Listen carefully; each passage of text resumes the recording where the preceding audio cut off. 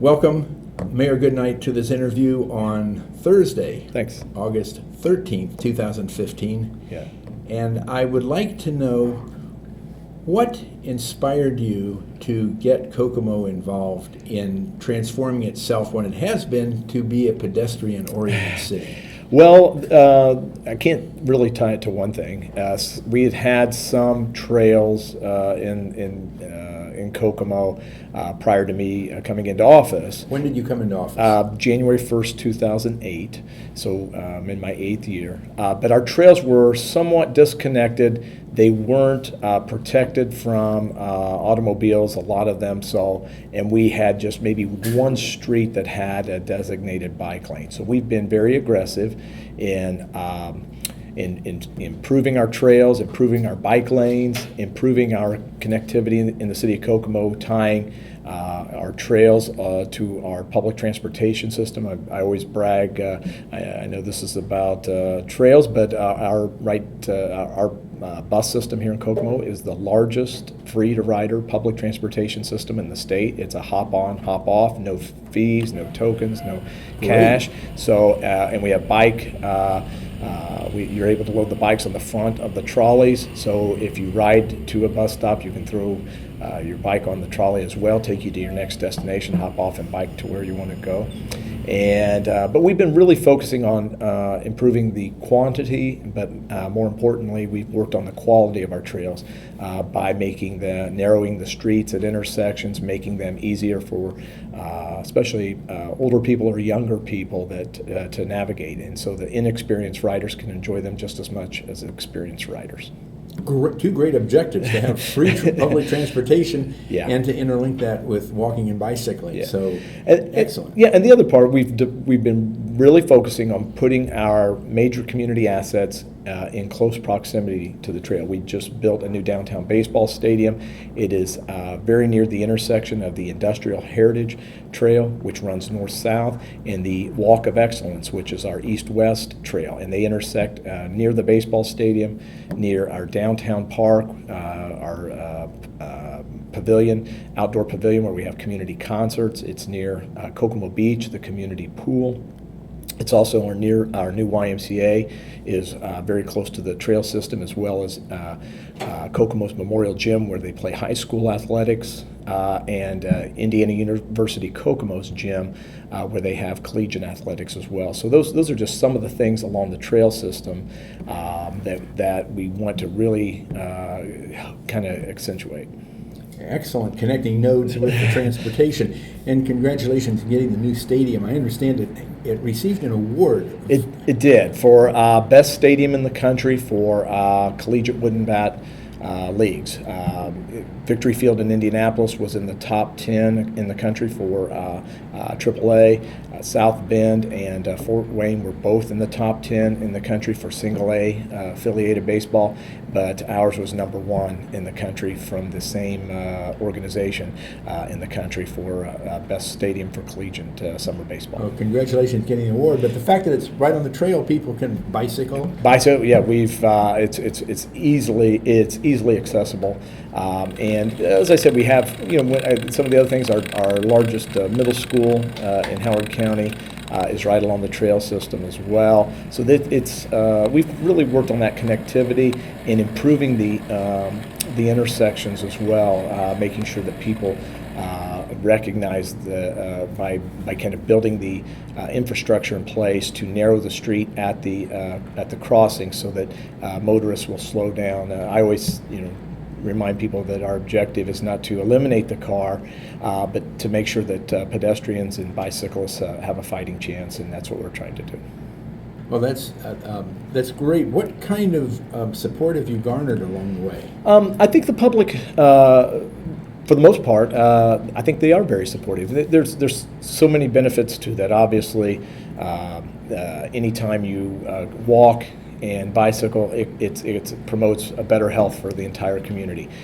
Better health for our community makes the city more affordable, extends the personal benefits. I probably don't even have to mention, but it also just creates that environment where we encourage better physical health, and it helps us with economic development. I always say for business attraction, Businesses know, they know the ins and outs of a city. They know the average life expectancy of a community. They know the obesity rates for a community. They know the high school graduation rates, the college attainment level.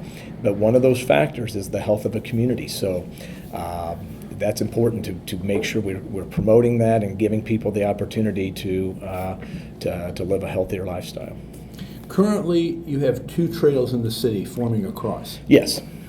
What is the future to build out from that? Well, there is a plan. We're working on some right-of-way issues right now and some designs, but we eventually want to have go county-wide, north to south, and we're pretty close to that now. We have just about 2 miles into the city from the south side. By the end of next year, we hope to be completed all the way through Howard County and which will tie into Miami County, Bunker Hill, all the way to Peru by the end of next year. Still would like to go further south. And then on the east-west part, we're working on some right-of-way issues to extend the trail from the western part of Kokomo out to Rushville, which is a community of about 1,100 people on the southwest part of Howard County. Now, that's following a railroad line that currently exists, correct? The railroad line, it is in place. But it's not being used. It's not being used right now, and I don't know that it's, there's some legal definitions of abandonment and some of those things, but it's just not there are no trains running on it now. Would it be possible to build a walking path to leaving the rails in place to the side of that? We've done that a lot on our trail system. If you come through Kokomo, in many places, you're right beside the rail line. So we do that whenever it's possible. So we haven't made a decision on that one on the southwest part of the community. We're probably 2 to 3 years away from formulating a distinct plan. So what will it take to what are the steps that you'll have to go through to get to Rushville? Well, obviously there's the right-of-way issues, whether it's on the existing rail line or in close proximity.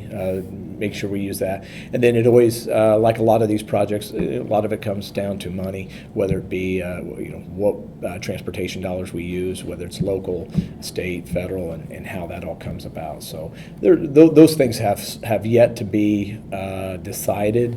But we obviously have the ideas, and we've kind of picked the location and where we go next with this. Would you take this walk of excellence and go eastward? We have somewhat. We went past the baseball stadium into an existing city property where it's designated as a future park. We have it is somewhat connected, but not. We need to work on that. But you could. There's maybe a 3-4 block area where then it ties into Crown Point Cemetery, which ties into it. And Crown Point Cemetery is our city cemetery. A lot of historical sites in that cemetery, memorials to veterans, things like that, and then tie that into Waterworks Park, which is on the east side of Kokomo. So we're really talking about a 3, maybe 5 block area that needs. I guess improved, where it's more of a designated trail as opposed to a mixed use.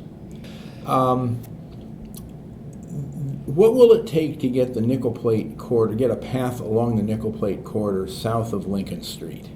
We go just a little bit south of that now. The hardest part is from where it stops now and the next mile or so to get to Southway Boulevard. Once we get over by Southway Boulevard, taking it down to the county line will be the easy part.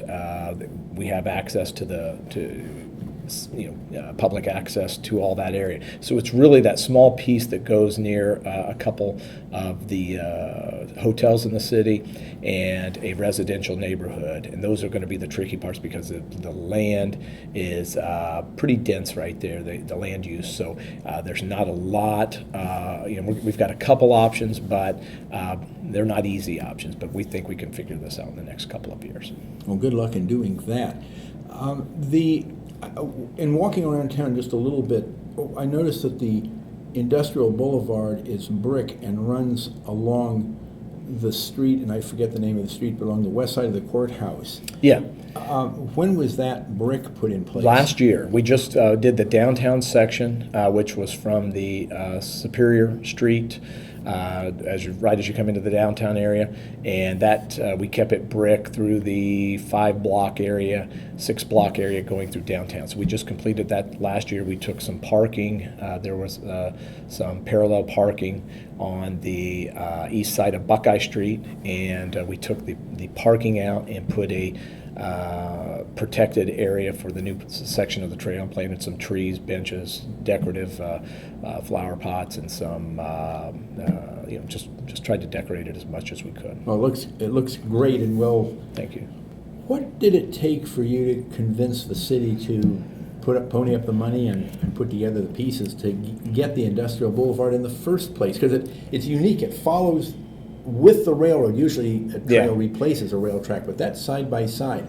To get that first segment in there, what did it take? Well, a few things. We're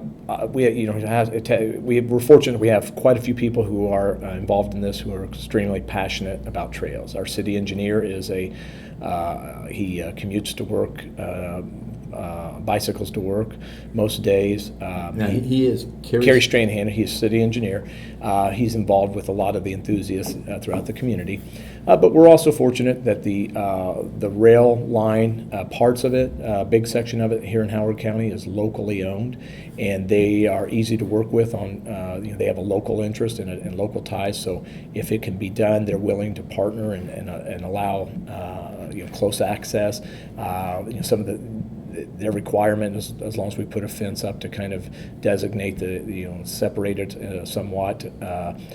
They were very easy to work with. Our city council, we have 2 or 3 members on the city council that are bicycle enthusiasts, so they're very supportive of what we're doing. So in some ways, we're fortunate that we have community leaders in place that are willing to kind of stick their necks out, but to do the right thing for the community.